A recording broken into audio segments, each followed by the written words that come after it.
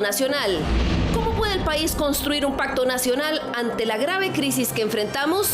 La voluntad de todos nosotros de sentarnos en una mesa de diálogo, no de manera fragmentada como el gobierno la quiso proponer. Y en esa mesa tenemos que llegar todos, como decía, a ver quién depone cada cosa. Vacíos de liderazgo y desconfianza agravan la brecha.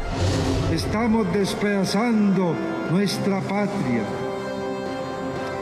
Cada uno defendiendo sus intereses. Un ejecutivo que ha sido ineficiente para solucionar pequeños problemas de los sectores. Y esta es la respuesta social cuando no hay respuestas concretas por parte del Ejecutivo. Hay que construir una nueva propuesta y hay que construirla juntos. Hoy conversamos con representantes de sindicatos, sector privado y academia. Esto es Estado Nacional.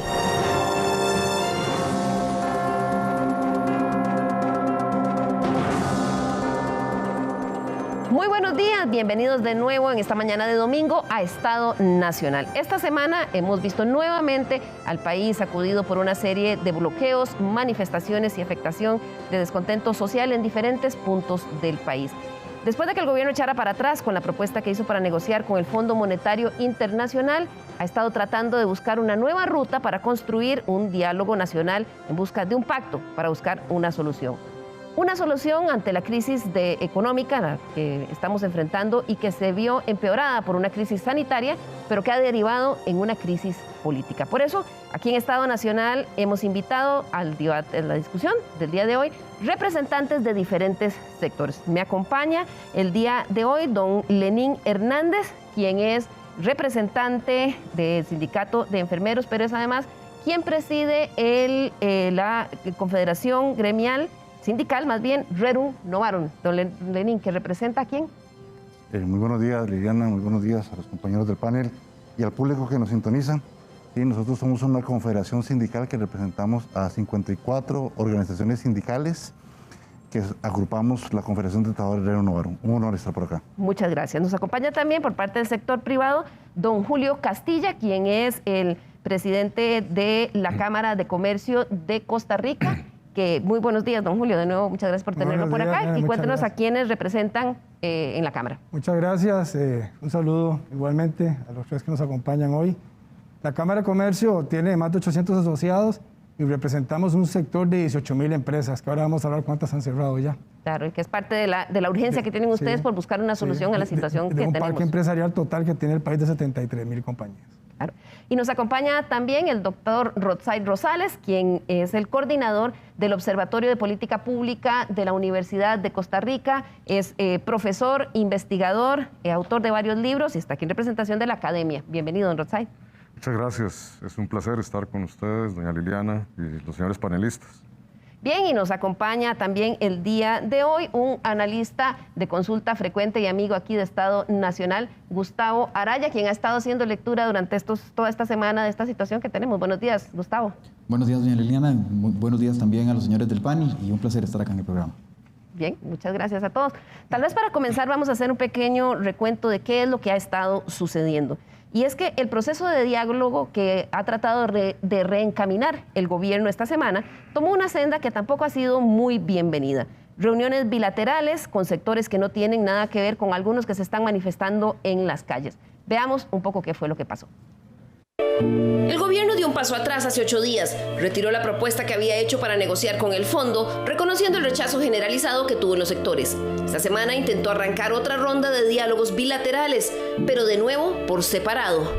En esa, el gobierno convocó a solidaristas, mujeres economistas, presidentes de la Asamblea y la Corte, así como a rectores de universidades privadas, entre otros.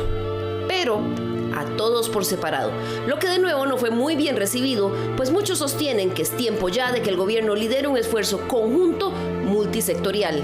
Hay que construir una nueva propuesta y hay que construirla juntos. Y la mesa de ese diálogo donde haya participación para todos sería la mejor forma de atender una situación de crisis, una situación grave. Estamos diciendo que tiene que ser con los sectores y que tienen la representación y la legalidad para sentarse a discutir sobre este problema que estamos viviendo. Aquí tienen que estar todos los sectores, el movimiento sindical, si tiene que estar la iglesia, representación de los agricultores, representación de la academia, exactamente, claro que sí, porque también ha presentado propuestas. Tenemos que construir una agenda país. Es Costa Rica, no son los sectores, número uno. Número dos, tener claro que en cualquier proceso de diálogo y concertación vamos a tener dicotomías, pero en el respeto de las diferencias radica la democracia, como punto número dos. Punto número tres, que la razón no la tenemos cada sector, no, hay que construirla y que bajo esa tesis hay que priorizar. Por un lado surgió la iniciativa de la Asamblea de Trabajadores del Banco Popular, que promovió la creación de un foro multisectorial de diálogo nacional, invitando a que lo integren múltiples sectores. Le estamos ofreciendo al gobierno y a todos los sectores, por la representatividad que tiene la Asamblea de Trabajadores, que esta sea la instancia facilitadora de este gran diálogo nacional. Y lo que estamos es proponiendo, en primer lugar, no una mecánica que tendrá que ser decidida, obviamente, con un actor fundamental que es el gobierno, pero también con otros sectores empresariales, ¿verdad?, sindicales, solidaristas. Le estamos planteando una serie de principios básicos, ¿no? Bien común, transparencia, inclusión, solidaridad, que son fundamentales para construir una propuesta país en donde todos se sientan representados. José Miguel Corrales y Salim Oviedo van a estar en esa... No sabemos. Nosotros estamos... ¿Les abrirían la puerta a ustedes? Nosotros estamos abriendo la plataforma. Para unirnos junto con el sector cooperativo, asociaciones solidaristas y sindicatos unidos bajo Rerum Novarum y la SEC, y UPA Nacional, para empezar un diálogo nacional y trabajar al mismo tiempo sobre una agenda nacional.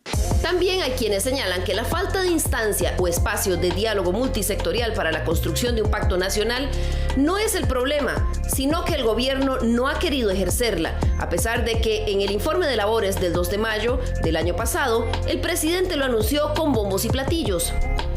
En las próximas semanas lanzaremos el Consejo Consultivo Económico y Social, un espacio plural que represente a diferentes sectores sociales y productivos. Será un espacio para que los sectores dialoguen sobre rutas para el presente y el futuro del país. Sin embargo, a hoy, ese consejo nunca se convocó. No hay tiempo para reinventar la rueda. Desde el Consejo de Promoción de la Competitividad hemos insistido en la figura del Consejo Consultivo Económico y Social que esta administración ya creó por decreto y lo que urge es su convocatoria. Necesitamos una instancia formal de diálogo y permanente en el tiempo. Debemos aprender a resolver los problemas en la mesa. ¿Cuánto le está costando a la economía de este país y a la población los bloqueos que cada vez se tornan más frecuentes por grupos disconformes que no encuentran por la vía del diálogo la solución a sus problemas? La necesidad de una negociación real con sectores es inminente, pues el tamaño de la crisis en las finanzas públicas requerirá que se implementen medidas. Cualquier propuesta que salga y acciones que producto de eso se empiecen a ejecutar sea un plan equilibrado.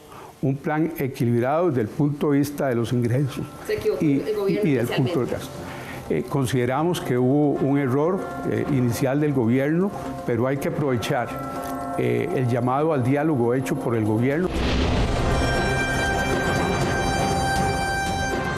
Un contexto que ha puesto sin duda al país a debatirse entre cuál es la senda a seguir. Pues de momento siguen bloqueos y manifestaciones en las calles, pero no hay, y voy con usted, Gustavo Araya, todavía una claridad del gobierno, decir, ok, esta no fue la propuesta que queríamos, ¿cómo vamos a construir la otra? ¿Estamos ante un problema, una dificultad para dialogar o estamos enfrentando una crisis política? Diría que todavía no podemos llamar la crisis política, faltan algunos de los elementos sustanciales para que esto se pueda llamar tal. Hay quienes están ansiosos y ansiosas porque efectivamente caigamos en un estado fallido, especialmente sectores que pertenecen a la ilegalidad y a la informalidad de este país, pero todavía no estamos en ese estadio. Lo que sí es que hay un conteo permanente, hay prácticamente digamos que un cronómetro que no ha dejado de funcionar y que nos tiene el tiempo muy medido y que el gobierno no ha logrado entender que esta lógica necesita también un tema de temporalidad urgente.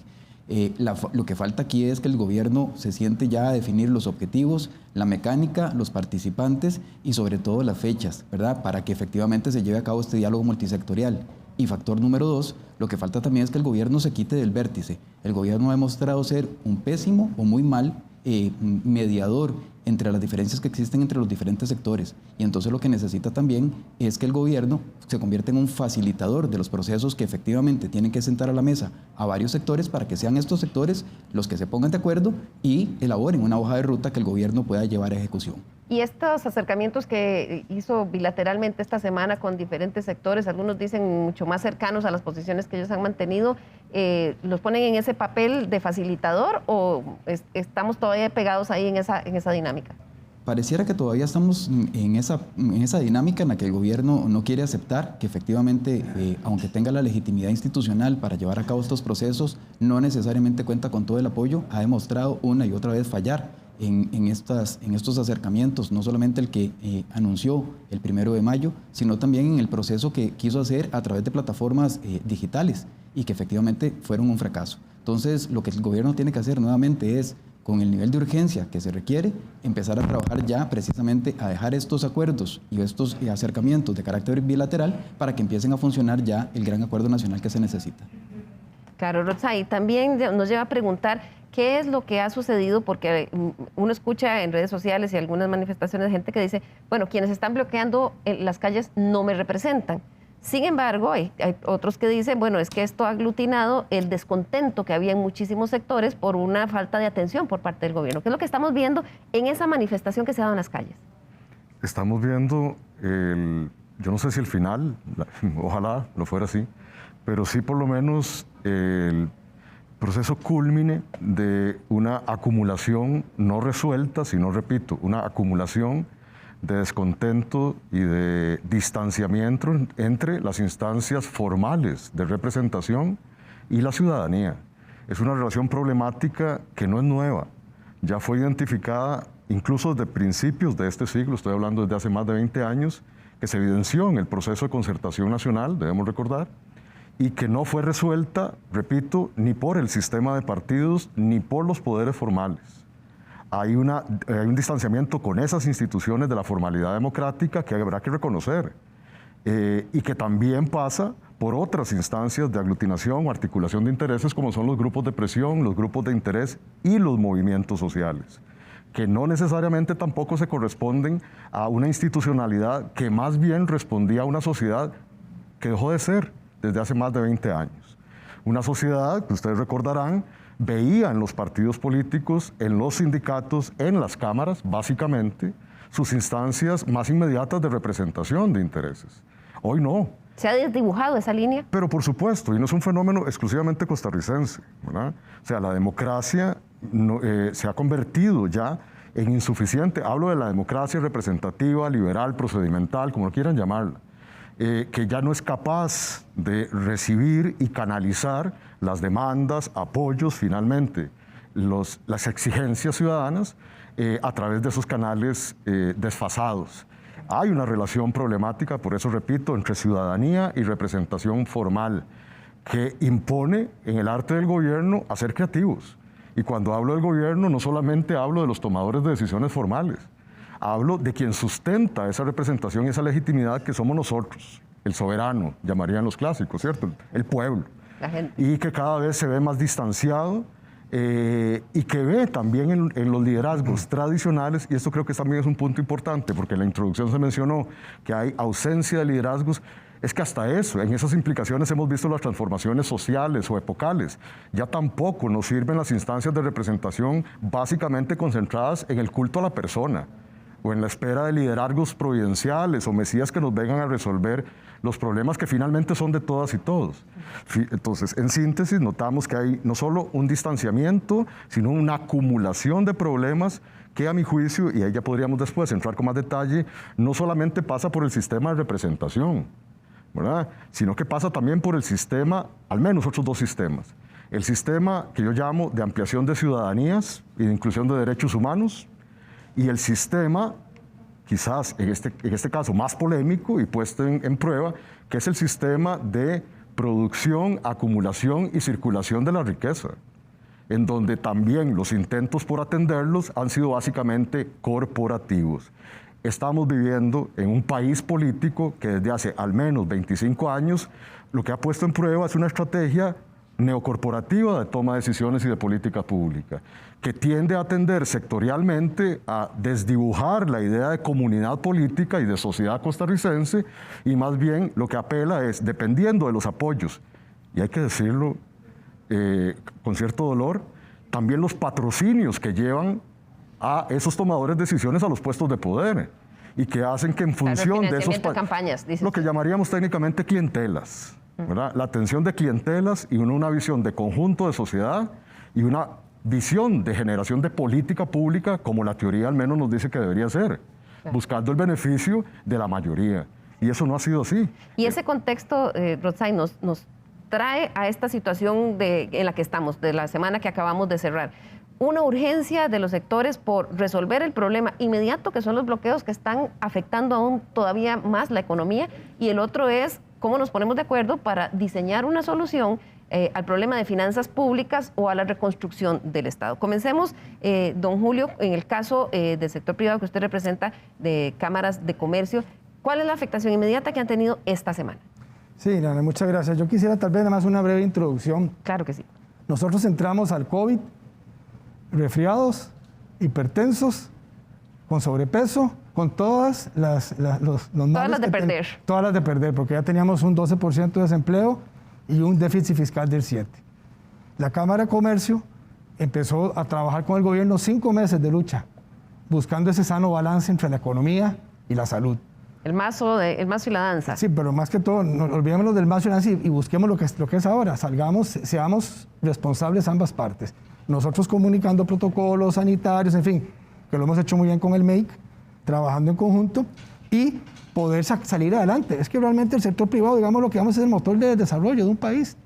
Y lo hemos visto hoy con 24, hoy creo que anunciaron hoy 23 y pico %, ya bajó un poco, y con un subempleo del 20%, o sea, la situación es bien crítica. Entonces, hace un mes el gobierno nos da el voto de confianza y empezamos poco a poco a salir adelante. Solo el sector comercial tenía 145,000 empleos afectados, entre disminución de jornadas, cese laboral y despidos. Ya nos reportaban que estaban volviendo a contratar gente. Y gente que estaba en cese laboral volviéndolos a traer. Comenzando a ver la luz. Comenzando a ver la luz. Y viene ahora podemos ver las razones, pero viene esto que está sucediendo, este bloqueo. Y nosotros que tenemos relación con todas las cámaras regionales, tenemos los reportes de Pérez Celedón, de Quepos, del área de Guanacaste, Caribe Sur, todos estos sectores, todas las áreas que hoy están más afectadas con 80-85% de afectación en cancelaciones y restaurantes. O sea, por bloqueos. Por los bloqueos. Y uno de ellos me dice, si usted va a dar un mensaje de que hay hambre y desesperación en estas zonas, y no puede ser que nosotros mismos nos estemos golpeando en unos bloqueos, porque todo el mundo tiene derecho a manifestarse. Manifiéstense, pero no nos bloqueen. Y en San José, las 4 cámaras, la Cámara de Costa Rica con la de Alajuela, Heredia y Cartago, más o menos estimamos 1.700 millones de colones de pérdidas diarias. Diarias por estos bloqueos. Y se traduce en problemas de logística, en entrega y una disminución de las ventas también. Entonces es una situación muy difícil. O sea, realmente hoy necesitamos unirnos y salir adelante como país. Estamos en el mismo barco, todos los que estamos aquí. Claro, necesitamos unirnos, subirnos al mismo barco, pero don Lenín, ha sido muy difícil, ¿verdad? Y a veces, tal vez si usted me ayuda a entender desde la perspectiva sindical, uno trata de entender que quizás en algún momento se hablaba, no, mire, es que esto es entre los empleados del sector privado contra el sector público, pero en este momento estamos siendo afectados todos. Así es, Liliana. Vamos a ver, nosotros coincidimos en que tenemos un escenario antes de la pandemia, y es bueno hacer esa lectura, porque efectivamente teníamos un 12% de desempleo, 44% de informalidad, teníamos 305,000 familias en pobreza, o sea, su ingreso mensual era de 100,000 colones, y en ese momento, antes de la pandemia, 86,000 familias que estaban en pobreza extrema, es decir, su ingreso familiar, estamos hablando de 45,000 colones. Viene la pandemia y lo que viene a desnudarnos es que algo en lo económico y social está fallando. Aunado a ello, hay que hablarlo con transparencia, ¿verdad? Después de la aprobación de la ley de fortalecimiento de finanzas públicas, un cierre sistemático de empresas, y estamos hablando de las micro, pequeñas y medianas empresas que generan empleo, ¿verdad? Que son el 73% tiene de 1 a 5 colaboradores y menos de 100 el 98.5%, porque la gente cree que son las grandes empresas, don Edín, ¿verdad? Son las y eso es lo importante, en este marco de estudio y análisis, que con relación a la pandemia viene a agudizar aún más esa situación país que ya venía en una forma delicada. Ahorita tenemos un desempleo del 25% de la población. Estamos hablando que en este momento son 336,000 familias que están en pobreza y 91,000 familias que están en pobreza extrema. Y sin un poder ejecutivo, yo sí voy a hablar transparentemente, ¿verdad?, que no ha tenido esa capacidad resolutiva de los sectores. Y esto no es de ahora, sino de hace mucho tiempo. Ninguna mesa bilateral ha logrado conseguir acuerdos importantes. Esa es la solución del fracaso, eso Entonces, no hay forma. Con eso quiero transmitir que los sectores le hemos perdido confianza al Ejecutivo, ¿verdad? Y lo voy a hacer plasmar en esto. El domingo pasado esperábamos ese discurso del señor presidente llamando al diálogo, ¿verdad? Y en su discurso dice que sí, que esta intención de gobierno presentada, ¿verdad?, va a quedar de lado, ¿verdad? Estamos hablando de lo del Fondo Monetario Internacional, más la propuesta del paquetazo más de impuestos, y resulta ser que, ustedes le recordarán, una hora después sale el ministro de Hacienda diciendo que el proyecto prácticamente está simplemente congelado, está en stand-by, pero que van a seguir en esa ruta. Aunado a ello, recordemos que previo a presentarnos este proyecto país, si podemos llamarlo entre comillas, se inició un proceso de Costa Rica escucha, ¿verdad?, propone y dialoga, que fue un fracaso, y eso hay que hablarlo con total transparencia, fue un fracaso. Nadie entendió la lógica, la metodología, cómo iban a llamar a los sectores, y sobre todo que estamos hablando de construir esa agenda país que sea estructural, porque el problema es que ya no tenemos tiempo, y eso tenemos que tenerlo claro. Estamos contra el reloj, don Lenín, en la construcción de esta agenda.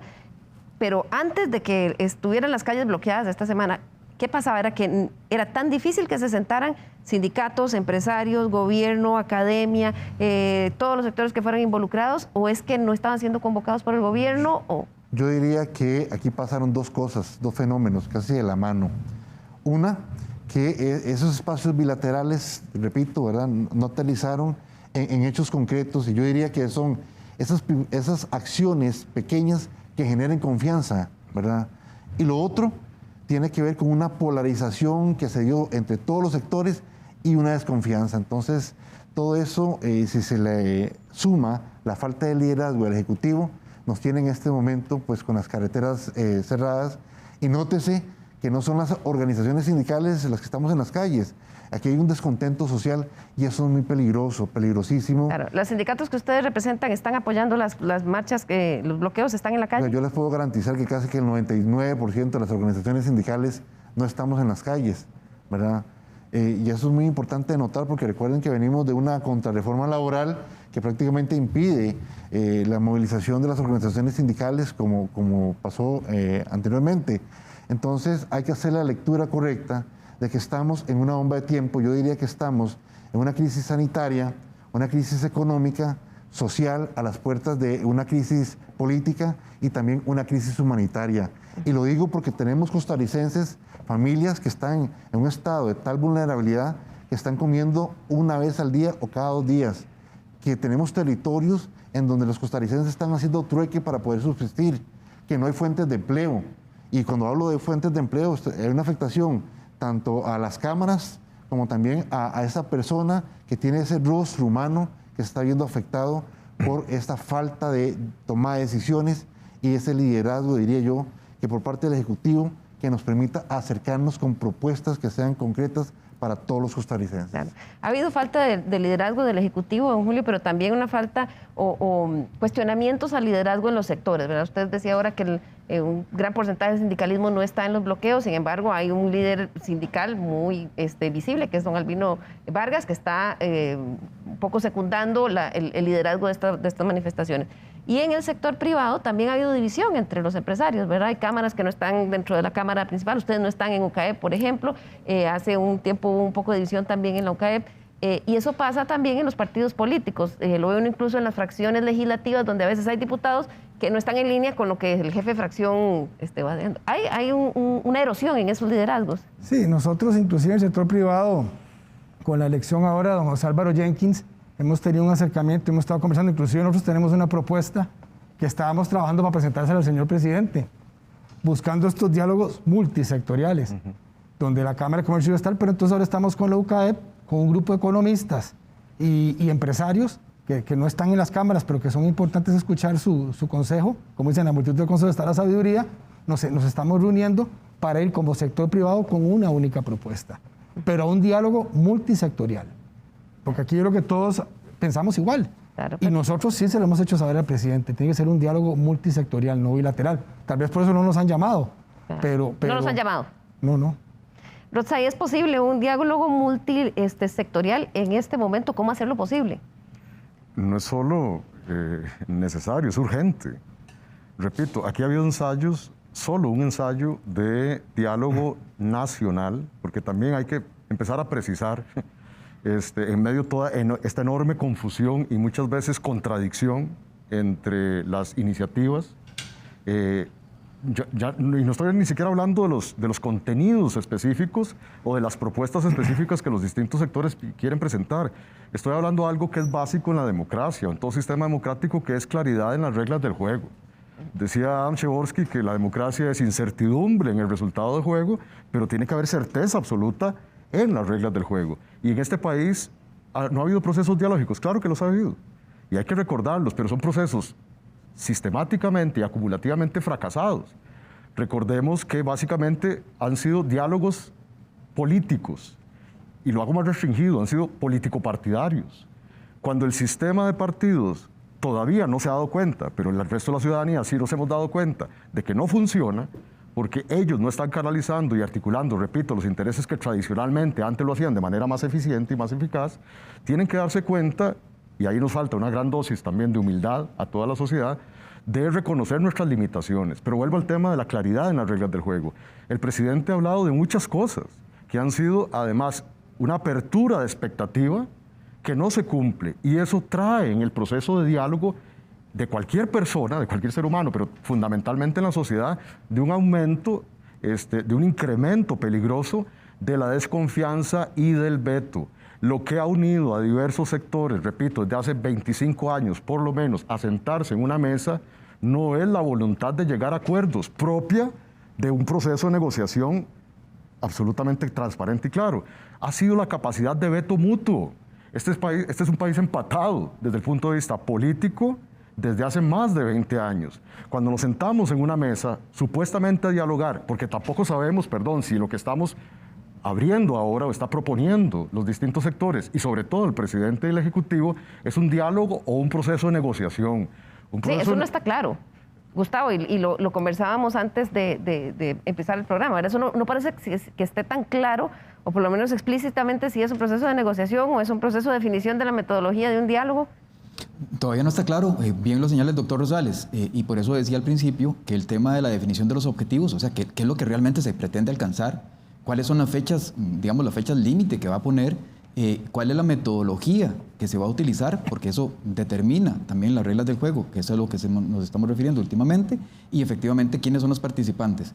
En esas condiciones, todavía bajo el modelo en el que nos encontramos, es el Ejecutivo, por la definición constitucional y las reglas del juego que están en nuestra democracia, es el Ejecutivo el que le corresponde. Pero pareciera que el Ejecutivo está jugando otro juego, ¿verdad? Está con un tiempo muy corto, pensando probablemente en una dimensión de 18 meses, que es lo que le queda prácticamente en el poder, y está negociando bilateralmente por un lado, está tratando de llegar a una agenda de consenso en estos juegos bilaterales, o planeándola por lo menos, sin dejarla en evidencia, pero, digamos, no puede llegar con algo ya preparado a esos procesos de diálogo, porque entonces no serían procesos de diálogo. Claro, y además una segunda salida en falso creo que generaría un mayor rechazo. En este momento sería absolutamente fatal, sería, digamos, un peor, si hay un peor momento para hacerlo, es este, porque ya todos los ensayos han resultado fracasados, pero también veamos que en los movimientos sociales, que efectivamente muchos de ellos son lícitos, son movimientos, digamos, válidos, también se han estado, digamos, inmiscuyendo y han estado siendo infiltrados por quienes desean que el Estado no funcione, ¿verdad? Y me refiero a lo que llamamos grupos fácticos, ¿verdad? A narcotráfico, a intereses comerciales y económicos que están por debajo de la legalidad y otros que efectivamente también tienen intereses de que todo este modelo falle. Y en la medida en que falle, tendremos entonces en Costa Rica estaríamos a las puertas de un Estado fallido. Y eso es lo que hay que evitar y este gobierno tiene efectivamente la llave, si lo hace de manera transparente y pone las reglas del juego claras, nos podría poner en ese camino un poco más por lo menos más sano para lograr, aunque sea con diferencias, pero para alcanzar precisamente el diálogo y la negociación que posteriormente tiene que darse para ese plan de salida del país. Así es, ese plan de salida es el escenario que tenemos que encontrar lo antes posible. Vamos a hacer aquí en la primera pausa para ir a unos comerciales y ya regresamos con algunas de las rutas de lo que podría ser posible en los próximos días. Ya volvemos.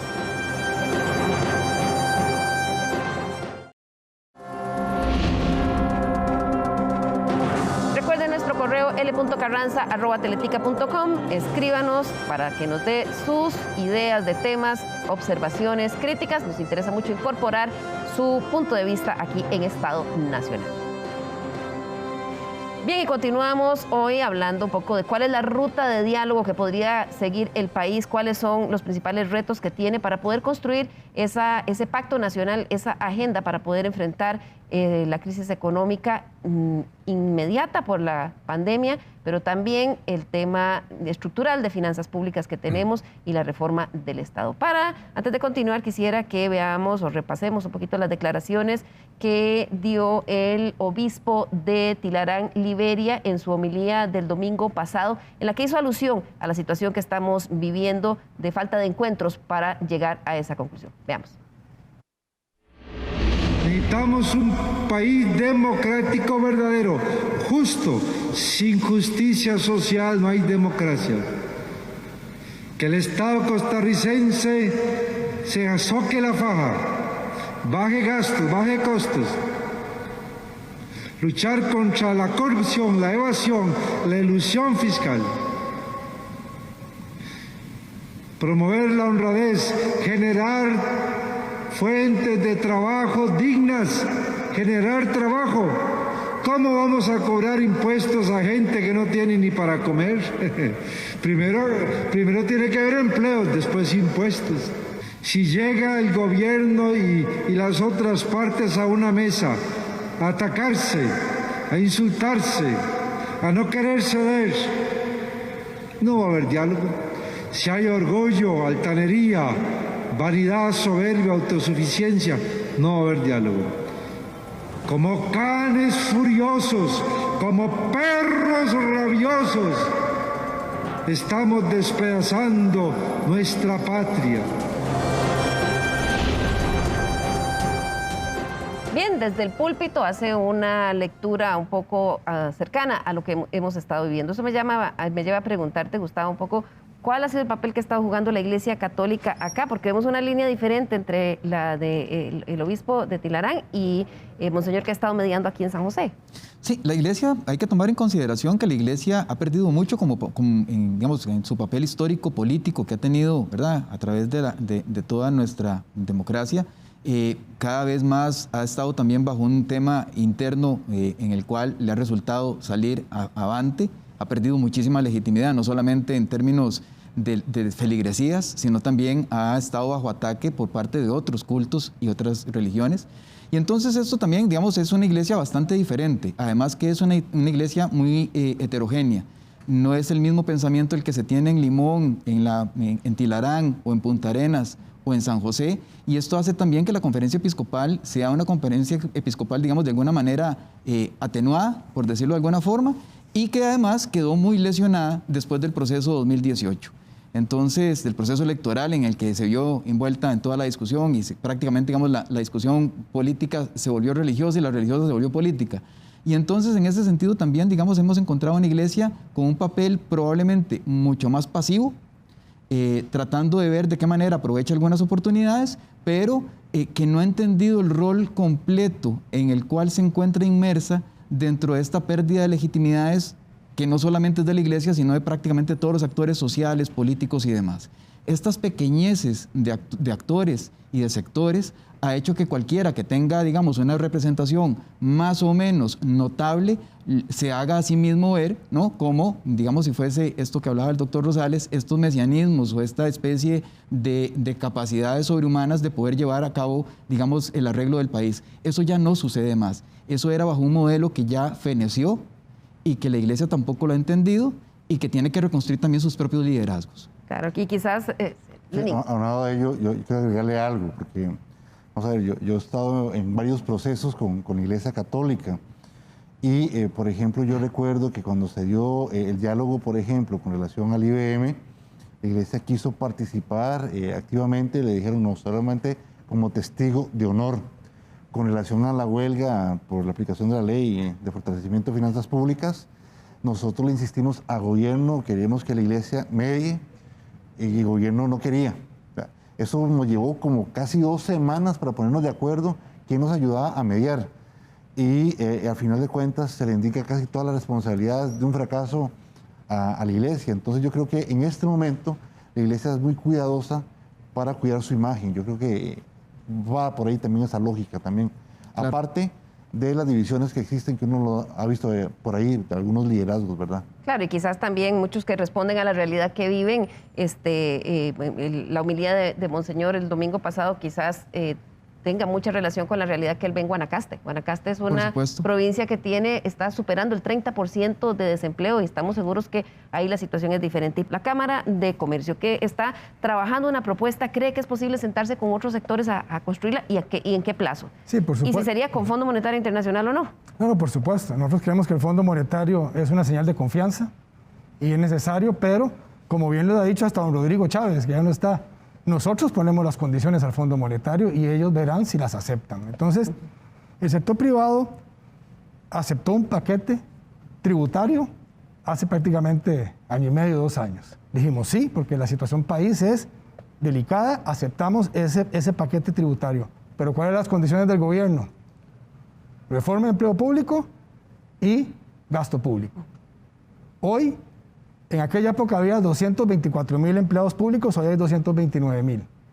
Y no hemos reducido el gasto, se ha contenido en parte. Entonces, el gobierno no nos ha cumplido. Entonces, como sector privado, nosotros lo que pedimos es un poquito en lo que decía el señor obispo, es hay que socarse la faja en el gobierno. Entonces, nosotros en la Cámara de Comercio hemos trabajado unas propuestas que vamos a consensuar con UCAEP y con economistas, como les decía, en estos próximos días. Para presentar al gobierno o en una mesa. En una mesa. Y buscando lo que es viable, que ahí se menciona la palabra, que es viable y que sabemos que tenemos que todos ceder, pero nosotros consideramos que en impuestos hemos cedido y lo que necesitamos ahora es que nos ayuden a reactivar el país. ¿Y qué plantean? Entonces nosotros estamos planteando, en contención del gasto, estamos planteando eliminación de las plazas congeladas.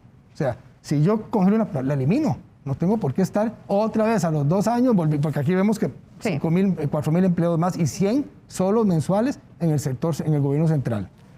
Eliminación de los pluses salariales, que ya se está dando para las nuevas contrataciones. Atrás no. Y ahora ya, por dicha don Rubén Hernández, ya está diciendo que podemos hacerlo para todos los colaboradores actuales del gobierno. Sí, entonces, pareciera que es la única forma que tenga un verdadero impacto, que sea exacto. Para todos. Entonces, que se haga para todos. La congelación de nuevas contrataciones por 4 años, excepciones en policía, educación y salud. Entonces, que se congelen. Y aquí viene la otra parte en contracción del gasto, que haya movilidad laboral. Estamos haciendo una propuesta para colaboradores del gobierno entre 60 y 64 años, ver cómo podemos ayudarlos a que se pensionen. Hay que el plan de Botón Solís cerrar y mover esa gente que queda. Si no puede ser sector privado, si nosotros nos reactivamos, moverse por lo menos a otras instituciones que necesitan gente. La unificación de las compras públicas, que en la Cámara de Comercio ha sido insistente en el tema del SICOP. Hoy está el proyecto en la Contraloría, ahí podemos hablar de proyectos que nosotros venimos empujando para que nos ayuden a reactivar. Y la renegociación de pluses, que ya eso se quita por el otro lado.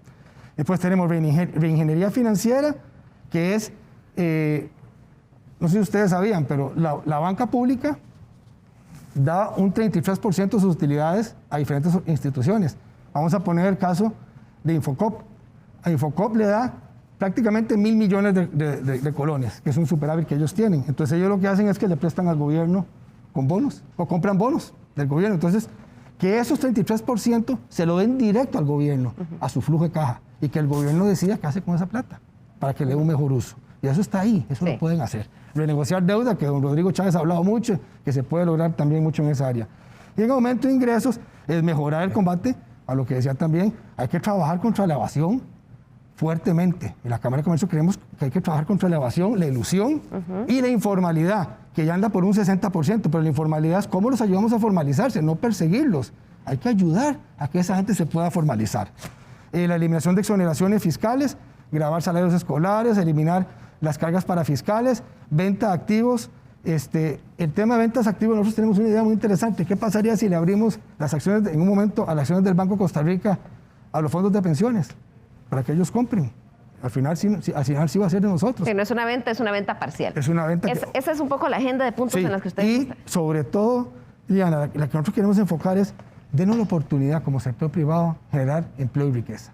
Lo venimos diciendo, pero no vamos a hablar del gobierno anterior, por lo menos en este gobierno desde el día 1, con propuestas claras. Si ustedes nos dan esto, nosotros nos dan confianza, y la confianza genera inversión y genera empleo. ¿Coincide con eso, con usted, monseñor, cuando en su homilía dijo primero empleos y luego impuestos? Así es. Entonces nosotros ya no creemos, primero demos todas las señales, y una vez que el país está 1 o 2 años produciendo, trabajando, veamos si es necesario hacer algo más, pero antes no. Me lleva ahora a preguntarle, don Rothschild, desde el punto de vista de la academia ha hecho propuestas. Esta semana se reunieron los rectores con el presidente. ¿Qué está viendo la academia? ¿Para dónde va este proceso de diálogo? ¿Cómo hacerlo y cuán pronto? La academia, la naturaleza por lo menos de la universidad y del sistema de educación pública, por lo menos universitario, repito, en este país, acordémonos, no solo se dedica a la docencia y a la investigación. De la docencia y la investigación, claro que se han generado enormes insumos, a mi juicio, y elementos de juicio que también podrían venir a enriquecer la agenda de discusión de este aparente diálogo nacional. Pero estarían dispuestos. Pero la academia, exacto, eso le iba a decir, tiene otro pilar que es la acción social. Nada hace la universidad si no trasciende las aulas universitarias y sus propias instancias de investigación y procuran incidir positivamente en la sociedad. Y claro, eso es justamente lo que la academia ofreció, en la unión de los rectores con el señor presidente. Presentarnos nosotros en el papel que además los distintos sectores consideren que nosotros podemos contribuir para ser otra vez intermediarios, pero con claridad. Pero más allá de intermediarios, don Rothschild, también, porque mucho de la crítica ha sido el tema, digamos, del recorte del gasto, lo que gastan las universidades estatales y un poco lo difícil que ha sido a la hora de negociar el FES, por ejemplo. En esta negociación están las universidades públicas dispuestas a poner y a ceder, porque esta negociación tiene que ser ceder y en el caso de universidades sería ceder en el recorte de gasto. Eso habrá que hablarlo con las autoridades universitarias, ¿verdad? Con los rectores. Pero en todo caso... Repito, ¿eso no está planteado en las propuestas que han hecho ustedes? En algunas propuestas sí, ¿verdad? Pero eso tiene que resolverse, repito, internamente cuando se presenten todo el conjunto de legajo de propuestas de los distintos sectores. Repito, la universidad puntualmente podría servir como facilitador, como intermediario. Y hay otras formas también de intermediación, que ese es el problema, que tampoco ha quedado claridad. Pero también, ¿verdad?, para poner a la hora, porque aquí es... Debería ponerlo, todo el mundo debería llevar lo que acaba de mencionar el señor representante de la Cámara de Comercio. Todo el mundo debería llegar, lo que técnicamente se conoce con un MAN, el mejor acuerdo a un proceso negociado. Usted llega con una expectativa y en el mismo proceso dialógico y de negociación tiene que reconocer que hay asuntos que no se pueden discutir y resolver de manera inmediata y que deben dar paso a aquellos en los que usted encuentra mayores posibilidades de lograr encuentros y acuerdos eventualmente con las otras partes. Una negociación se da con la imposibilidad de que la parte decida de manera unilateral. Esa es la lógica humana. Si uno pudiera decidir de manera unilateral, no somete a negociación ningún proceso. Pero estamos en el punto, repito, por un proceso de acumulación de hace muchas décadas, en el que los actores políticos, sociales, económicos, en fin, todos los grupos en la sociedad se ven imposibilitados de tomar decisiones de manera unilateral. Claro. Y en ese sentido es esa apelación que hace el obispo a tener enormes dosis de reconocimiento y de encuentro antes que de veto, porque las mesas lo que han servido efectivamente es para llegar a descalificar y para llegar a hacer más pétreas todavía las posiciones. No estamos negociando por intereses, y eso lo dice cualquier librillo de negociación.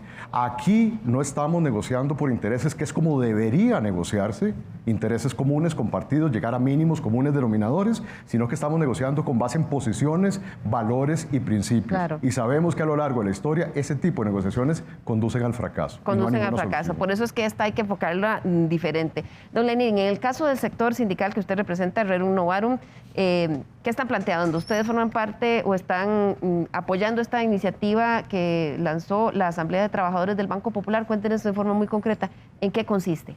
Sí, nos pareció muy interesante la propuesta que lanzó el directorio de la Asamblea de Trabajadores del Banco Popular, donde están representados todos los sectores laborales, para efectos de ver si por ahí podemos ponernos de acuerdo para efectos de construir esta agenda país que requieren esos cambios estructurales. Y tuvieron la iniciativa aún más, ¿verdad?, de repente invitar a otros sectores que no están dentro de la Asamblea de Trabajadores del Banco Popular. Estamos hablando del sector comunal, el sector cooperativista, el sector sindical, los profesionales, el informalismo, el sector artesanal y todas aquellas personas que quieran ingresar, ¿verdad?, a este proceso. Y recibimos esa invitación. Y muestro la carta porque ya han salido ahí como detractores diciendo que este proceso es para coayudar al gobierno, y no es así, es un proceso espontáneo que están haciendo, repito, desde el directorio de la Asamblea de Trabajadores del Banco Popular. Ahora, ¿qué me parece a mí importante en todo esto? Es que, y voy a hacer una analogía en el ámbito de salud, es como que Costa Rica en este momento está pasando una situación tan crítica que está como un paciente politraumatizado que está entrando en paro y nos estamos preocupando porque se le quebró la mano. Hay que abordarlo de manera integral. Es que estamos pateando la bola y pateando la bola y perdón, ¿verdad?, entre sectores culpándonos, y esto no es así. Vean, aquí hay que buscar ese balance entre ingresos y gastos. Y ese balance, don Lenín, pasa por reconocer cada parte a qué está dispuesta a ceder, porque lo que fracasó en esta primera propuesta fue que 80% iba cargada en ingresos y muy poco en reducción del gasto. Y reducción del gasto tiene que ver con empleo público. ¿A qué están dispuestos los sectores que ustedes representan a ceder? Por ejemplo, ley de empleo público, reducción de plazas, reducción de costos. Es que a eso es lo importante, Liliana y compañeros, es que la discusión tiene que versar sobre aspectos técnicos de manera integral. ¿Por qué? Porque cuando, y ahora me quito la investidura de enfermero y me ubico como licenciado en Derecho, vean, no es posible que una situación tan crítica de país tengamos 192 leyes de excepciones y excepciones tributarias. De exoneraciones. ¿Verdad? Y excepciones tributarias. Por ahí, en el año 2017, tuvimos 117,000 contribuyentes que declararon 0 colones, dejando un hueco de 50,000 millones, más el contrabando. Me explico. Entonces hay que ver los ingresos y hay que ver también los gastos.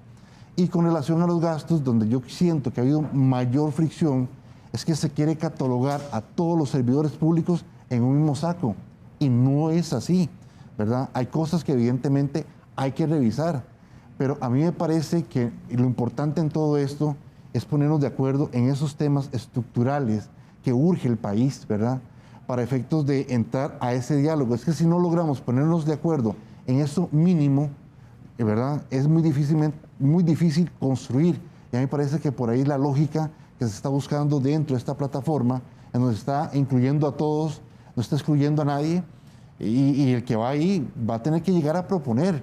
Y cuando uno llega a proponer, tiene que entender que en esta lógica país en la que estamos, tenemos que llegar a aportar y a ceder. Eso es muy importante. Pero, ¿se la presentaron al gobierno? ¿El gobierno les ha contestado? Vea, hasta el momento, esto es un proceso que nace solo. Estamos acercándolos a los sectores, por lo menos fue la propuesta que nos hizo originalmente la Asamblea de Trabajadores del Banco Popular. Esperamos que ya en esta semana se haga público y que se tenga ese acercamiento, ¿verdad?, con las organizaciones que hemos dicho, sí, hay que sentarse.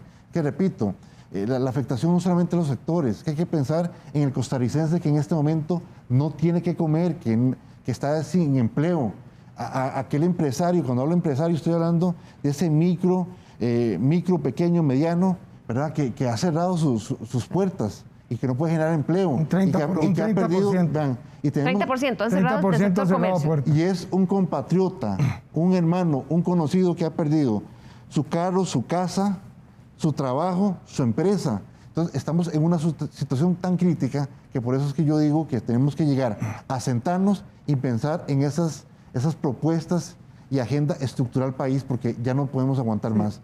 Y sería, irresponsable, y yo lo catalogo así, de repente la propuesta que inicialmente hizo el Ejecutivo para llegar a cerrar su administración y dejarle el problema al gobierno que sigue. Que le explote al próximo. Ese es un punto importante que ya que don Lenín lo toca, me parece que hay que tenerlo dentro del marco completo del abordaje que tenemos del problema actual. Número uno, lo que hablábamos al principio de que si esto es una crisis política, esto es una crisis integral, es una crisis estructural del modelo de desarrollo que tiene el país. Esto está tocando empresarios, está tocando al sindicato, está tocando universidades, está tocando prácticamente todo hasta la médula. Entonces, eso es lo que convoca, precisamente lo que ya sucedió a nivel político, de tener un sistema multipartidista, no es porque efectivamente, como hacíamos antes, se ponían de acuerdo entre dos y esto se solucionaba. No, ahora tenemos que ponernos de acuerdo de igual manera que es multipartidista, es multifactorial y multisectorial. Si no nos ponemos todos de acuerdo, el modelo de desarrollo continúa en su línea de fracaso. Y entonces, en el modelo de desarrollo tenemos que pertenecer y tenemos que actuar todas y todos. Ahora bien, ¿qué puede estar pasando también? Que hay intereses de carácter coyuntural.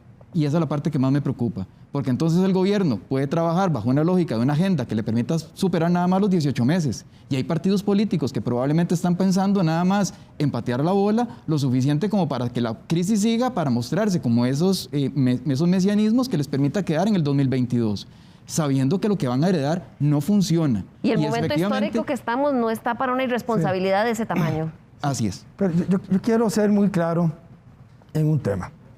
El sector privado es el que saca el país adelante. Tenemos que ser conscientes. Y hoy tenemos la carga tributaria más alta prácticamente de Latinoamérica y volada sobre OCDE, un 58.3. Y así todos generamos el 86% del empleo y tenemos una informalidad. Entonces, ¿cómo formalizamos a los informales cuando yo, profesional independiente, tengo que pagar 18% para afiliarme en la caja y tengo que pagar otra carga tributaria altísima? ¿Y por qué? Pues tenemos un Estado sobredimensionado que ya no cumple con lo que necesitamos, ni en eficiencia ni en nada. Entonces, el costarricense tiene que tener muy claro que tiene que dar las herramientas para que el sector privado, sí, cuidado elude, va para la cárcel, o si ¿cómo se llama? Evade. Y para eso está el Ministerio de Hacienda, para eso tiene un equipo de trabajo para que perciba a los evasores, porque es competencia leal también para los que lo hacemos bien. Que a mí casi me da un infarto cuando vi esta semana, que es como una gran noticia, la primera vez que a alguien se le condena de 16 años. Después de 16 años por evasión fiscal. Eso no debería ser noticia, eso es una vergüenza. Entonces necesitamos... Ese debería ser el trabajo. Ese es el trabajo del ministerio, que haga bien y que sea eficiente y que están al servicio. Entonces, si nos dan las herramientas como sector privado, ¿qué es lo que este país va a volver a crecer al 6-7%? Entonces, una fuente de ingreso para el país es crecimiento. Si yo crezco más de lo que tengo que pagar en intereses, con ese crecimiento en impuestos voy pagando intereses. Entonces, estamos a veces con la fórmula al revés. Hay que sacarle al sector privado más impuestos, más impuestos. Claro, pero todo quizás por el nivel de crisis que estamos en este momento histórica, sí va a requerir una solución, si queremos una solución real, va a requerir que todas las partes tengan que poner un poco. El liderazgo del gobierno, pero el concurso de todos. Exactamente. Se nos está acabando el tiempo. Voy a pedirle a nuestros invitados que en un minuto nos den sus conclusiones. Quiero empezar con usted, don Rothschild. Sí, gracias. La crisis también es una oportunidad. Lo malo es que estamos viendo en esa oportunidad una ocasión para terminar de acabar con quien no vemos como un compañero, un compatriota, eventualmente quien comparte mi casa y mi familia, sino un enemigo a quien vencer y a quien liquidar. Y esa, repito, ha sido la tónica del diálogo, si se puede llamar de esa manera, de los principales grupos de poder en este país desde hace al menos 25 años. O cambiamos ese código binario, excluyente, descalificativo, a priori, o estamos destinados todas y todos a caminar hacia el fracaso. Es una oportunidad para encontrar verdaderamente un espacio para pensar a la Costa Rica que queremos por cierto, en conmemoración del Bicentenario de nuestra vida independiente, de la que queremos desarrollar por lo menos de aquí a 20 años. Y si no ha servido lo que hemos hecho hasta el momento, es hora de ponernos creativos. Y es hora de reconocer que todas y todos probablemente hemos aportado lo mínimo en ese esfuerzo. Muchísimas gracias, doctor Rosales. Voy a continuar con don Lenín Hernández. En un minuto sus conclusiones. Sí, en primera instancia decir que se necesitan definitivamente estas propuestas y esta agenda mínima que contribuyan a esa solución estructural que requiere el país con urgencia. Y en esa lógica que habló don Julio anteriormente, es que no es posible que tengamos una administración tributaria que permita la elusión y evasión fiscal, ¿verdad? Porque genera competencia desleal y no es justo que unos paguen y tengamos un grupo que no. Tenemos que pensar en esa lógica que tenemos que hablar de gastos, ¿verdad?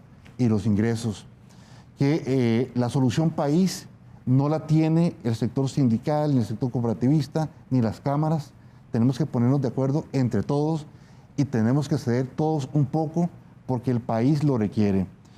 Y termino con lo siguiente, de las crisis, cualquier tipo que sea, pero sobre todo ahorita la crisis económica, o salimos debilitados o salimos fortalecidos. Estamos en un momento histórico precisamente para sacar a este país adelante, pensando en el pueblo y sobre todo los sectores más vulnerables que estamos teniendo actualmente en Costa Rica. Muchas gracias, don Lenín. Don Julio Castilla, la Cámara de Comercio. Costa Rica.